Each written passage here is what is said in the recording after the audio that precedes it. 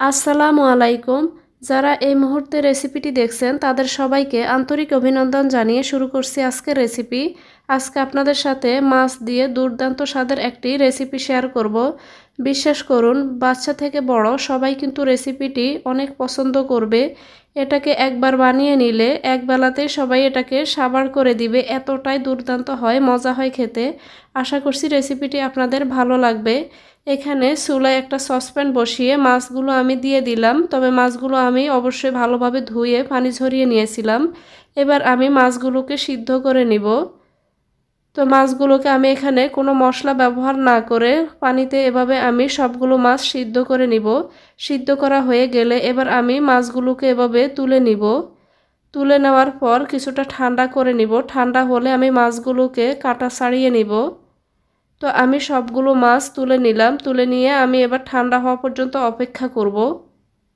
এরপর আমি মাছের কাঁটাগুলো এভাবে ছাড়িয়ে নিলাম। এবার আমি চুলায় একটা পাতিল বসিয়ে তাতে দিয়ে দিচ্ছি আমি রান্নার তেল, দিয়ে দিব পেঁয়াজ কুচি, দিয়ে আমি এগুলোকে কিছুক্ষণ ভেজে নিব। পেঁয়াজটাকে কিছুক্ষণ ভেজে নিতে হবে।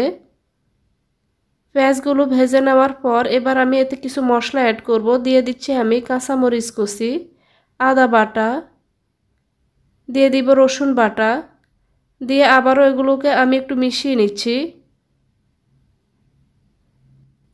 এবার আমি এতে দিয়ে দিচ্ছি স্বাদ মতো লবণ, দিয়ে দিব হলুদ গুঁড়া, মাছের মশলা, ধনিয়া গুঁড়া, ভাজা জিরার গুঁড়া, ফ্রেশ কিছু ধনিয়া পাতা দিয়ে আমি সবগুলো খুব ভালোভাবে মিশিয়ে নিচ্ছি। চুলার আঁচ এ পর্যায়ে মিডিয়ামে থাকবে। এবার এতে আমি দিয়ে দিব পানি। পানিটা আমি খুব বেশি দিব না, এরকম কিছু পানি দিয়ে আমি মশলাগুলোকে খুব ভালোভাবে কষিয়ে নিব। তো মশলাগুলোকে পানি দিয়ে এবার আমি চুলার আঁচ হাই করে দিয়ে আমি মশলাগুলোকে কষিয়ে নিব। তো চুলার আঁচ কিন্তু আমি এই পর্যায়ে বাড়িয়ে দিলাম।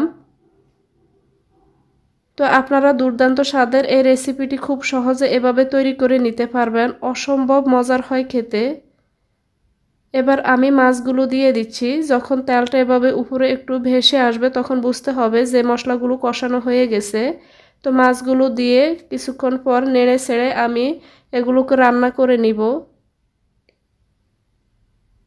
তো ঢাকনা আমি দিয়ে তারপরে আমি এগুলোকে কিছুক্ষণ রান্না করে নিচ্ছি। আমি ঢাকনা দিয়ে ঢেকে দিলাম। আমি আনুমানিক 8 থেকে 10 মিনিটের মতো মাছগুলো দেওয়ার পর রান্না করে নিলাম। দেখে নিশ্চয়ই বুঝতে পারছেন মাছগুলো কিন্তু ভাজা হয়ে গেছে, এখানে কিন্তু আর কোনো অবশিষ্ট পানি নেই। তো আমার মাছগুলো এভাবে আমি শুকনো করে ভেজে নিলাম। এবার এতে আমি দিয়ে দিব সামান্য একটু লেবুর রস। লেবুর রস দিয়ে আমি আবারও এগুলোকে ভালোভাবে মিশিয়ে নিব।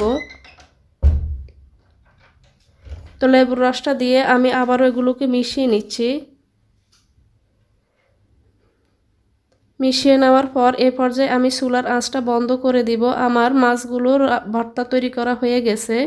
আশা করছি এভাবে রেসিপিটি আপনারা বাসায় বানিয়ে ট্রাই করে দেখবেন। সবাই কিন্তু এই রেসিপিটি অনেক পছন্দ করবে। এতক্ষণ এই রেসিপিটি দেখার জন্য সবাইকে অনেক ধন্যবাদ।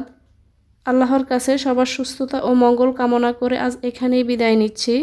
দেখা হবে ইনশাল্লাহ পরবর্তী কোনো নতুন এবং সহজ রেসিপি নিয়ে। আল্লাহ হাফেজ।